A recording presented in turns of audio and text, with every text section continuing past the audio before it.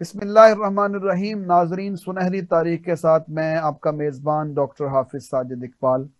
آپ جانتے ہیں کہ اس سیگمنٹ کے تحت ہم بہت ہی خوبصورت موضوعات کے ساتھ آپ کی خدمت میں حاضر ہوتے ہیں اور اسلامی تاریخ کے ان سنہری واقعات کی روشنی میں جو ہمارے لیے ایک بہت ہی اطمینان کا باعث بھی ہیں اور جس کے نتیجے میں اس پوری انسانیت کو جو خوبصورت پیغام ملا ہے اس پر بات کرتے ہیں.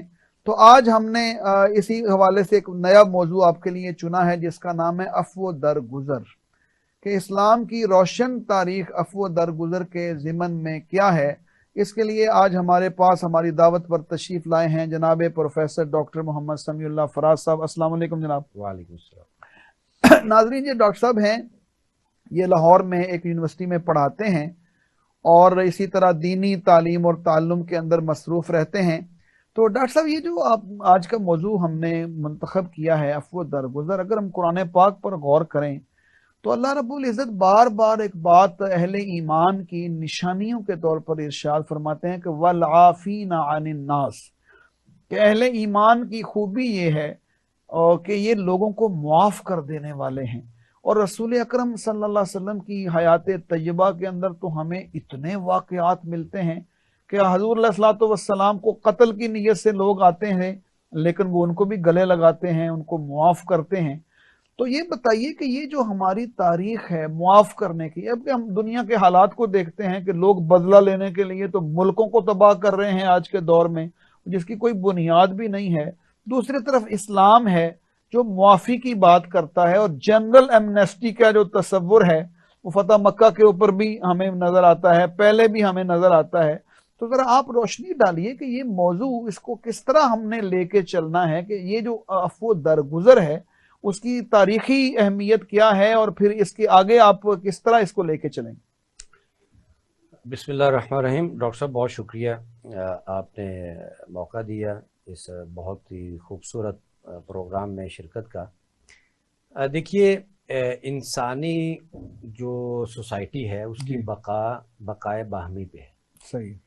انسان اکٹھے رہیں گے تو جو انسانی سوسائٹی ہے وہ سروائیو کرتی ہے، لیکن جب ایک دوسرے کو آپ مرنے پہ طول آتے ہیں تو پھر سوسائٹی تباہ ہو جاتی ہے.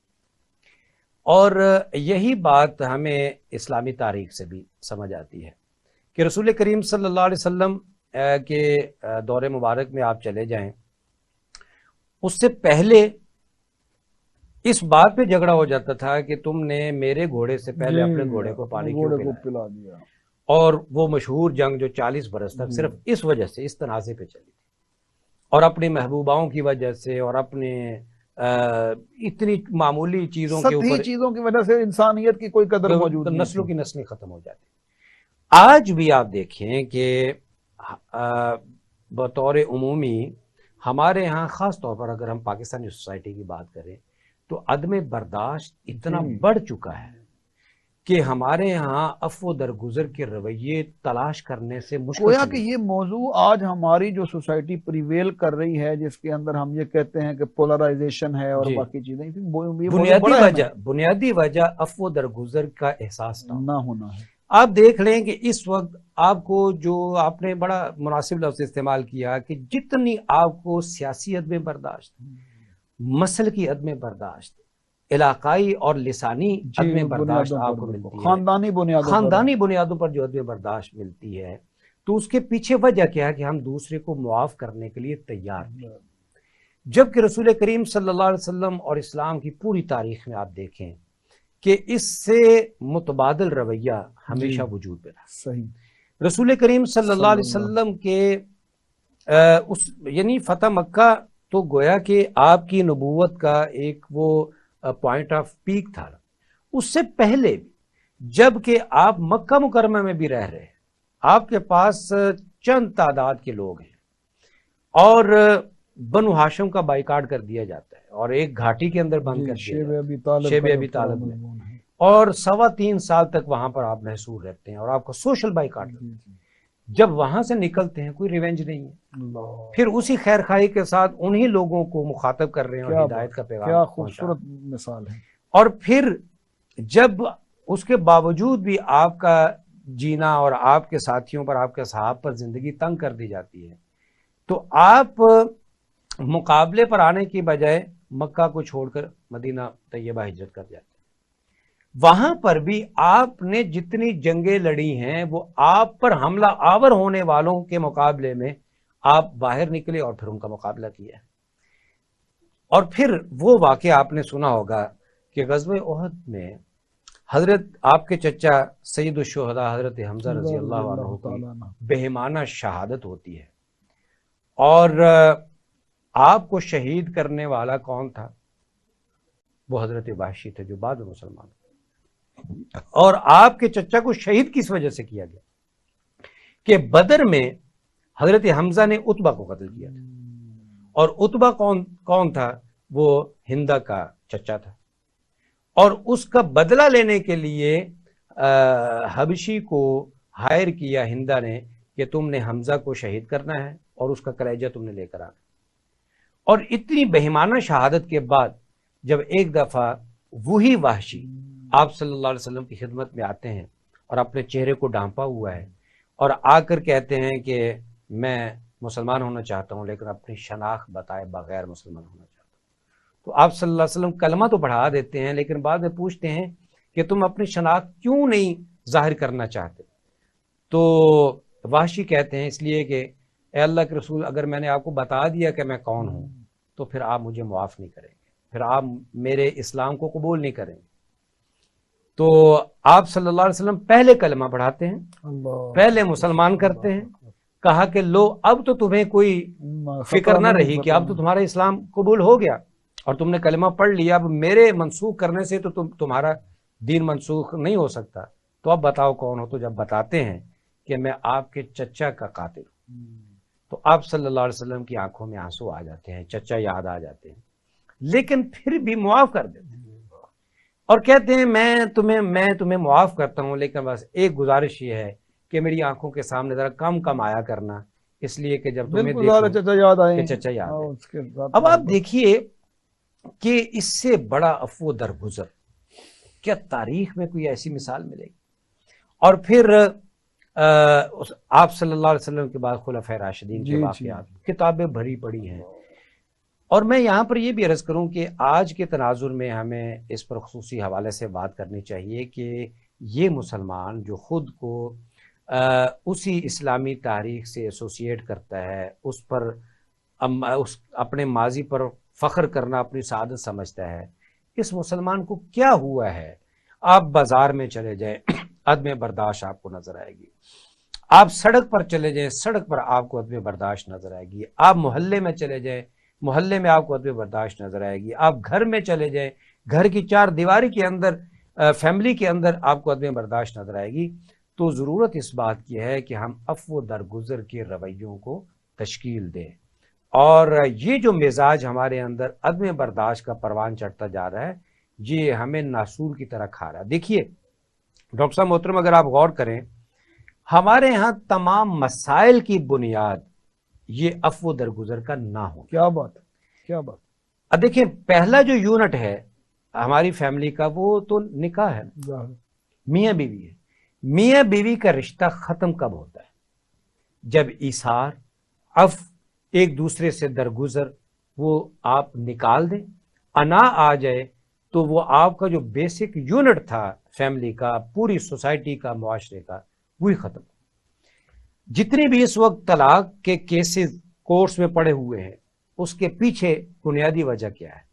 وہ عدم برداشت ہے اور عفو درگزر کا نام ہے۔ انا، اس انا کی تسکین کے لیے عفو درگزر کو قربان کر دیتے ہیں اور رشتوں کو قربان کر دیتے ہیں، لیکن اپنی انا کی تسکین کے لیے ہم اس عفو درگزر کو اپنا۔ کیا بات ڈاکٹر صاحب، یہ جو مضمون ہے قرآن پاک کی اتنی آیات ذہن میں آ رہی ہیں اس میں، وَأَن تَعْفُوا أَقْرَبُ لِلتَّقْوَىٰ، اللہ رب العزت جو ہیں وہ ترغیب دیتے ہیں، اور بڑے بڑے گناہوں کے بارے میں ترغیب دی جا رہی ہے کہ بھائی اگر تم معاف کر دو تو، بھائی وہ مال دیا ہوا ہے، مال دے نہیں رہا واپس، اور لیکن فرمایا جا رہا ہے کہ اگر تم معاف کر دو تو وہ تمہارے لیے کتنی بڑی بات ہے۔ اور یہ جو سارا مضمون ہے، اس سے ہمیں پتہ یہ چلتا ہے کہ بیسیکلی ایک مطلوب شخصیت ہے اور مطلوب انسان ہے وہ ان صفات سے متصف ہونا چاہیے کہ وہ معافی کی عادت ڈلے۔ رسول اکرم صلی اللہ علیہ وسلم تشریف لاتے ہیں، پہلے تو جو بھی حالات رہے، لیکن جب فتح مکہ ہو گیا ہے اور 10,000 کا لشکر پاس ہے اور بتوں کو سب کو ختمہ کر دیا گیا، تو اس موقع پر ڈاکٹر صاحب یہ جو آئے ہیں وہ لوگ سارے، اور ان سے رسول اللہ صلی اللہ علیہ وسلم نے خود یہ سوال کیا کہ تمہیں کیا توقع ہے کہ میں تمہیں کس طرح کا رویہ تمہارے ساتھ اختیار کروں گا۔ اور دیکھیے یہ ہوتا ہے مرجع خلائق، کسی شخصیت کے بارے میں یہ سوچنا کہ ان سے خیر ہی ہوگی توقع، مجھے شر کی توقع ہی نہیں ہے۔ ماذا تقولون وتظنون، سبحان اللہ، دیکھیں ذرا کہ تم کیا کہتے ہو، وہ جو کیا گمان رکھتے ہو۔ اور یہ جو گمان رکھنا ہے کسی کی شخصیت کا، اس سے بڑا کردار کی مثال نہیں ہو سکتی۔ جو قرآن پاک فرماتا ہے، اللہ تعالیٰ نے حضور علیہ الصلوۃ والسلام کی شان میں فرمایا کہ لقد کان لکم فی رسول اللہ اسوۃ حسنہ، تو اس سے یہ ہمیں پتہ چلتا ہے کہ جب انہوں نے آ کر کہا کہ آپ خود بڑے کریم ہیں، ایک کریم باپ کے بیٹے ہیں، اور ہمیں پوری امید ہے کہ آپ ہمارے ساتھ حسن سلوک فرمائیں گے، اور آپ علیہ الصلوۃ والسلام نے فرما دیا میں تم سے وہی بات کہتا ہوں جو میرے بھائی یوسف نے سبحان اللہ اپنے بھائیوں سے کہی تھی جنہوں نے قتل، اور انہوں نے بھی کم نہیں کیا، کتنے قتل ہوئے، کتنی لڑائیاں ہوئیں، کتنے جنگیں ہوئیں۔ محترم ڈاکٹر صاحب، یہ جو جتنے کانٹیکسٹ کے اندر واقعات ہیں، ان کو ایک طرف ہم لیتے ہیں اور دوسری طرف پھر دوبارہ جس پر فوکس کرنے کی ضرورت ہے، ہمارے آج کل جو سیاسی عدم برداشت کا معاملہ ہے، اسی طرح آپ نے وہ ساری چیزیں گنوا دی، میں دوبارہ نہیں دہراتا ان کو، کہ یہ جو جتنی عدم برداشت کی چیزیں ہیں، اس میں ہمیں ایک خاص طور پر نوجوان نسل کے لیے آپ کیا مثال دیتے ہیں کہ کون سا رویہ اختیار کرنا چاہیے؟ اب مجھے آپ کے سوال کے دوران ایک واقعہ ذہن میں آیا، اور آپ نے جو اپنے آغاز میں قرآن مجید کی آیت کا حوالہ دیا تھا کہ حضرت حسین رضی اللہ تعالیٰ، آپ نے جوانوں کے بارے میں بات کی، تو حضرت حسین رضی اللہ عنہ کو جو لقب خود رسول کریم صلی اللہ علیہ وسلم نے فرمایا تھا حضرت حسن حسین کو کہ سیدہ شباب اہل الجنہ، سبحان اللہ، یہ جنت کے جوانوں کے سردار۔ صحیح۔ تو آپ صلی اللہ علیہ وسلم کا جب وصال ہوا ہے تو حضرت حسین رضی اللہ عنہ کی جو عمر مبارک تھی وہ تقریباً 9 یا 10 برس تھی۔ ان کا واقعہ ہے کہ جب وہ جوانی میں تھے تو گھر کے ملازم آپ کے لیے سالن جی بالکل صحیح بات ہے، تو وہ لاتے لاتے اس سے سالن گر گیا اور وہ کپڑے خراب ہو گئے۔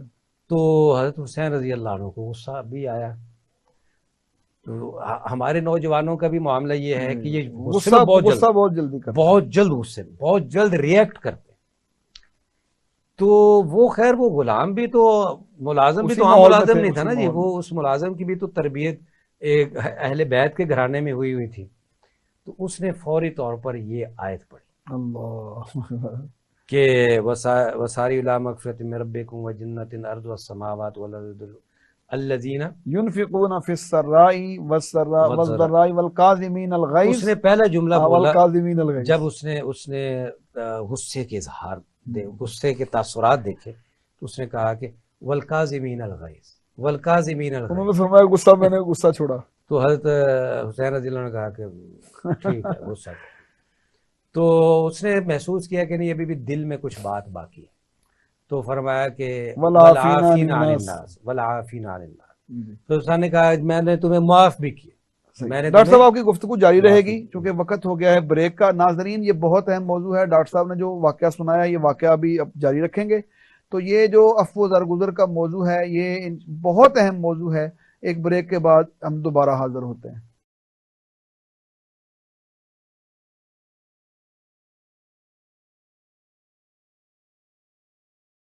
ناظرین وقفے کے بعد دوبارہ آپ کی خدمت میں حاضر ہیں۔ عفو و درگزر کا موضوع چل رہا ہے اور محترم ڈاکٹر صاحب حضرت حسین رضی اللہ تعالیٰ عنہ کا ایک خوبصورت واقعہ سنا رہے ہیں۔ جی ڈاکٹر صاحب جاری رکھیں۔ تو وہ واقعہ یوں ہوا کہ وہ جب غلام سے وہ برتن گرا تو غصے کے تاثرات ظاہر ہوئے، تو اس نے فوری طور پر والکاظمین الغیظ کا جملہ، سبحان اللہ، تو اس سے وہ تاثرات تھوڑے کم ہو گئے، لیکن زبان سے تو حسین کچھ بولے نہیں۔ صحیح۔ تو اس نے کہا کہ والکاظمین الغیظ والعافین عن الناس، والعافین عن الناس، تو اس کا مقصود یہ تھا کہ حسین اپنی زبان سے مجھے کہہ دیں جاؤ میں نے تمہیں معاف کیا۔ پھر حسین نے کہا کہ میں نے تمہیں معاف کیا۔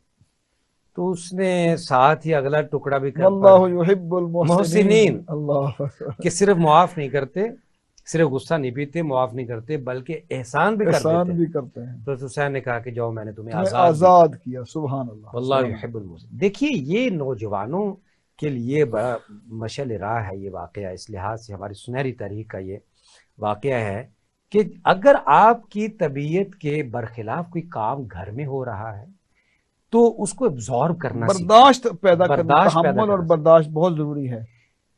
محترم ڈاکٹر صاحب، ہمیشہ زندگی میں وہ شخص نقصان اٹھاتا ہے جو پرومپٹ ریئیکٹ کرتا ہے، صحیح، جو فوری غصے میں فیصلہ کرتا ہے۔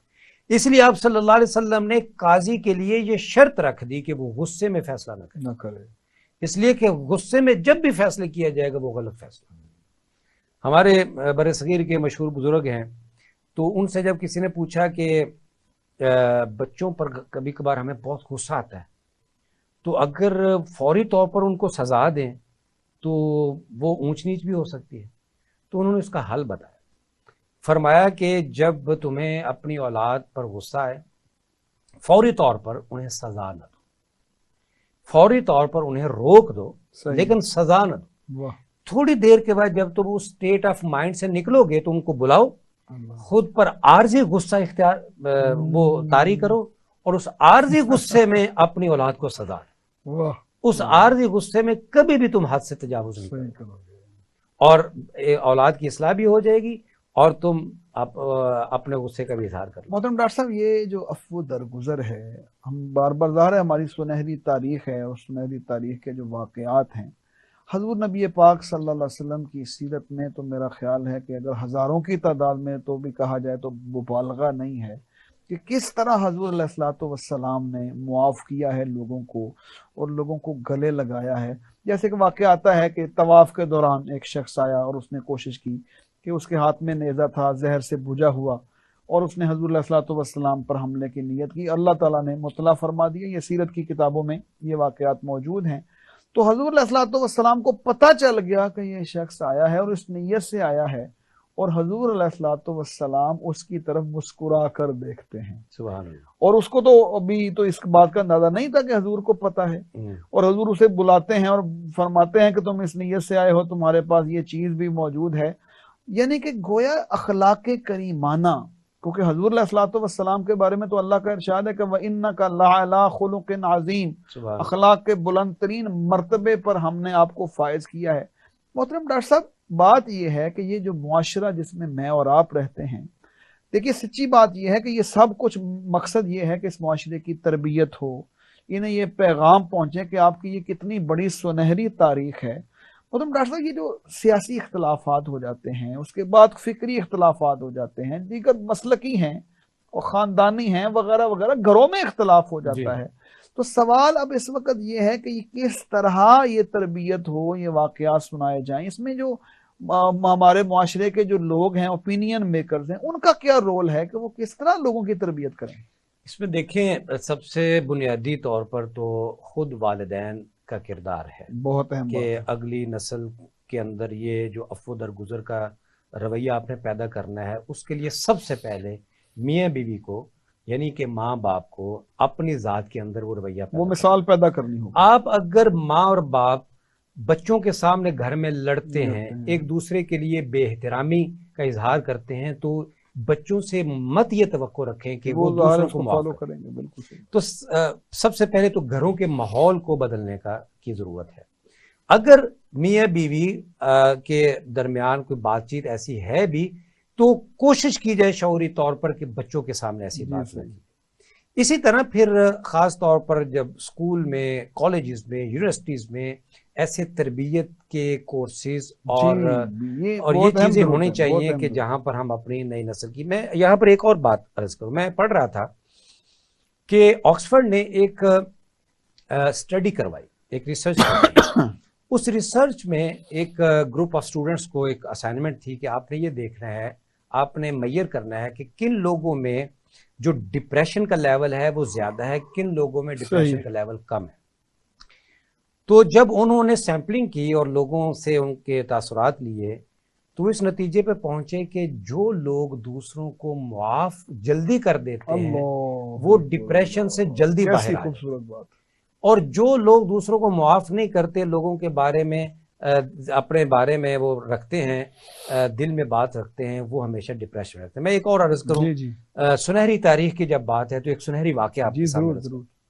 رسول اللہ صلی اللہ علیہ وسلم تشریف فرما ہیں، صحابہ بیٹھے ہیں، تو آپ صلی اللہ علیہ وسلم اچانک آپ نے ارشاد فرمایا کہ ابھی ایک آدمی آئے گا، کسی نے اگر جنتی دیکھنا ہو تو وہ اس کو دیکھ لے۔ واہ، صحابہ کہتے ہیں ہم ابھی تلاش میں ہیں۔ ایک شخص آیا، تھوڑی دیر بیٹھا، نماز پڑھی اور واپس۔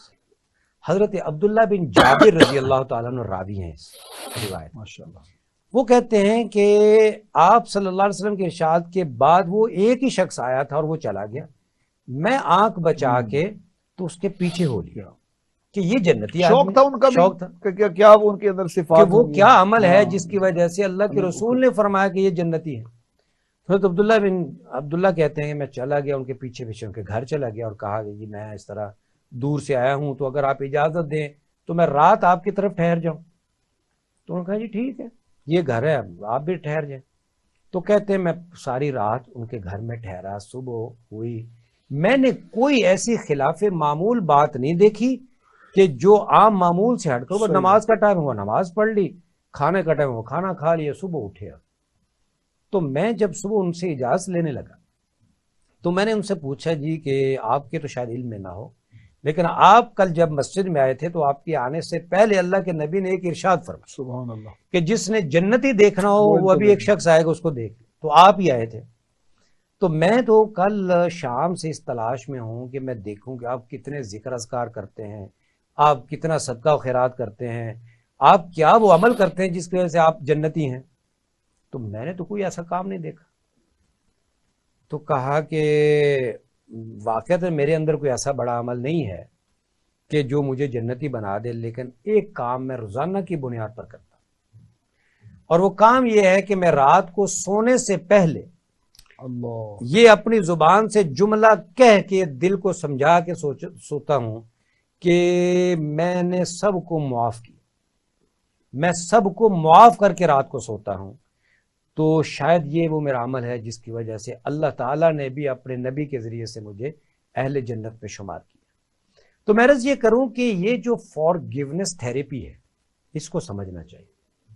فارگیونس تھیراپی ہمیں ڈپریشن سے، مسائل سے، پریشانیوں سے نکالنے میں بہت کردار ادا کرے۔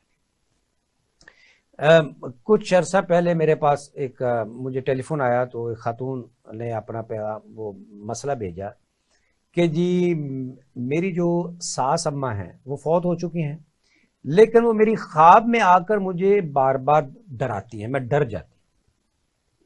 تو میں نے ان سے کہا کہ آپ ایسا کریں کہ آپ اپنے ساس اماں کو معاف کر دیں۔ واہ واہ۔ تو انہوں نے کہا معاف تو میں نہیں کر سکتی، انہوں نے میرے اوپر بڑے ظلم کیے۔ تو میں نے کہا کہ اگر آپ معاف نہیں کریں گی تو وہ تو پھر آپ کو آ کے ڈرائیں گے۔ فارگیونس تھیراپی اب تو سائنس نے بھی اس کو اپروو کر دیا۔ یہ جو معاف کرنا ہے یہ آپ کی شخصیت میں تبھی بہت سی تبدیلیاں پیدا کرتا ہے، آپ کی صحت اچھا رہنے لگتی ہے، آپ فریش رہتے ہیں، آپ کے مزاج کے اندر خوش مزاجی آ جاتی ہے، آپ کے اندر جو انتقام اور جو نیگیٹو پارز ہیں، جو ہارمونز ہیں، وہ کرش ہونا شروع ہو جاتے ہیں، ختم ہونا شروع ہو جاتے ہیں۔ یوں معاف کرنے کا جو رویہ ہے، عفو درگزر کا رویہ، یہ مسلمانوں کی سنہری تاریخ رہا ہے۔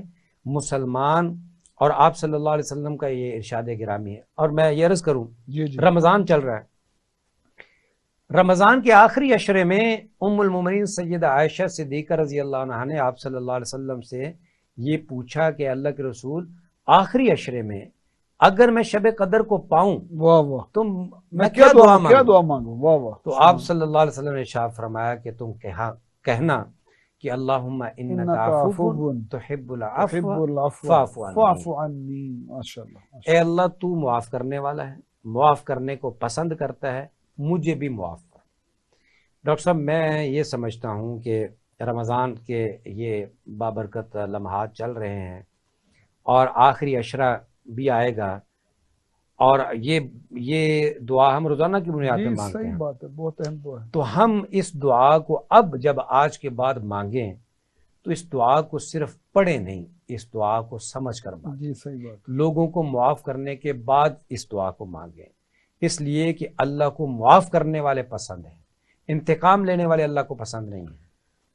تو یہ بہت ضروری ہوگا کہ یہ دعا بھی ہمیں یہ بتلا رہی ہے کہ عفو درگزر کا بہت مقام ہے، اور ہمیشہ معاف کرنے والا اوپر والے درجے پہ ہوتا ہے، انتقام لینے والا ہمیشہ رسوائی کے درجے. محترم ڈاکٹر صاحب، یہ جو ساری گفتگو آپ نے فرمائی، یہ عفو درگزر کا مضمون، اس کو ہم نے قرآن کی روشنی میں بھی سمجھا، احادیث مبارکہ کی روشنی میں بھی سمجھا، رسول اللہ صلی اللہ علیہ وآلہ وسلم کی ذات گرامی اور ان کی سیرت کی روشنی میں بھی سمجھا. پھر آپ نے صحابہ کے بھی کچھ واقعات درج کر دیے اور بتا دیے یہاں پہ لوگوں کے سامنے، اور پھر اس کو آپ نے اپلائی بھی کر دیا آج کے معاشرے. اگر آپ اجازت دیں تو اس کا کنکلوژن اس طرح کریں جی جی کہ بھائی دیکھیے، یہ ہمارا اپنا گھر ہے، یہ ملک ہمارا اپنا ہے، بلکہ اسلام نے تو اس سے بھی بڑا تصور دیا ہے کہ ساری انسانیت اللہ کا کنبہ ہے، بے شک. سب کے ساتھ حسن سلوک کریں. یہ ہمارے ہی لوگ جب باہر کے ملکوں میں جاتے ہیں ان کا رویہ کچھ اور ہوتا ہے، یہاں آتے ہیں تو کچھ اور ہوتا ہے. تو بھائی اس تصور کو سمجھنے کی ضرورت ہے. ہمارا معاشرہ اس وقت محتاج ہے کہ یہ رویے عام کیے جائیں. ہم سڑکوں پہ جاتے ہیں، لوگ معمولی باتوں پہ لڑنا شروع ہو جاتے ہیں، معمولی باتوں پہ تکرار شروع ہو جاتی ہے، غصے میں آ جاتے ہیں لوگ، اور غصہ یہ بتاتا ہے کہ بہت عدم برداشت اور ایسی چیزیں پیدا ہو چکی ہیں معاشرے میں جو بالکل کینسر کی طرح معاشرے کو تباہ کر رہی ہیں. بے شک. اور آج اس بات کی ضرورت ہے کہ ہم ریوائیو کریں اپنی چیزوں کو، غور و فکر کریں. بھائی آخر کیا مسئلہ ہے؟ سڑک پر راہ چلتے ہوئے لوگ غصے کے اندر عدم برداشت کے ساتھ ایک دوسرے کو مرنے مارنے پر آ جاتے ہیں. عدالتوں کے آپ منظر دیکھیں، وہاں رش پڑا ہوا ہے، کیس پہ کیس ہے، معمولی باتوں پہ ایک دوسرے کو معاف کرنے کے لیے تیار نہیں. تو یہ جو مضمون ہے جس میں آپ نے آخر میں بڑا خوبصورت حوالہ دے دیا کہ رمضان المبارک ہے، اور اما عائشہ صدیقہ رضی اللہ تعالی عنہا کی وہ خوبصورت دعا کہ اللہم انت انک عفو تحب العفو فاعف عنی، تو ہمیں معاف کر دے. تو یہ دعا کریں ہم مل جل کر. ناظرین، یہ جو سارا پروگرام آپ نے سنا سنہری تاریخ میں عفو درگزر کے موضوع پر، یہ بہت اہم مضمون ہے. معاشرے کے ایک ایک فرد تک یہ پیغام پہنچنا چاہیے کہ بھئی سیاسی اختلاف ہو سکتا ہے، دوسرے کئی اختلاف ہو سکتے ہیں، رائے کا اختلاف ہو سکتا ہے، لیکن عدم برداشت نہ کریں، ایک دوسرے کو معاف کرنا سیکھیں، ایک دوسرے کے ساتھ محبت اور یگانگت یہ کرنا سیکھیں. یہ اس وقت ہمارے معاشرے کی ضرورت ہے. آپ کا بہت بہت شکریہ. انشاءاللہ اگلے سیگمنٹ میں اسی طرح کے نئے موضوع کے ساتھ آپ کے ساتھ حاضر خدمت ہوں گے. جزاکم اللہ خیرن، احسن الجزا.